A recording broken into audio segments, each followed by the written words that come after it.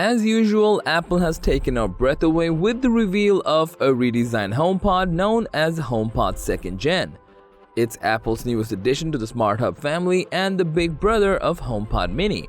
However, both have similar specs and features, making them true rivals of each other. So, can HomePod 2nd Gen stand against the HomePod Mini, and is it worth an upgrade? Let's find out.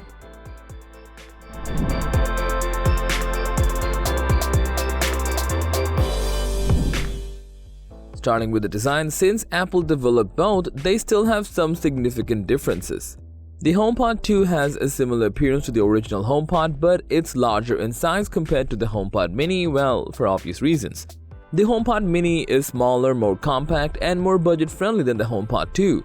Both devices have a similar cylindrical shape, but the HomePod Mini has a more ball-like shape like an Echo Dot 4 or 5 Gen, while the HomePod 2 is a bit chunkier and more cylindrical. Both devices have a mesh fabric cover and are designed to be operated through touchscreens on the top panel rather than the physical buttons. In terms of features, you'll also have some similarities. From both of them, playing music, streaming radio, podcasts, and other services are troubleless.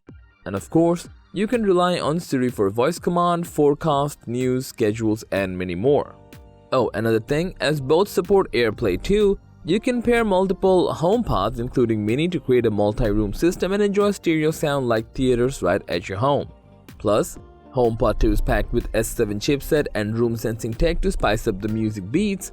It can scan surroundings and optimize the sound accordingly. Besides, once you connect the HomePod 2nd Gen with your Apple TV 4K, you can also enjoy Dolby Atmos. Moving on to the smart home integration, both work as smart home hubs. Yes, without the support of HomeKit, you can control all HomeKit compatible devices magically.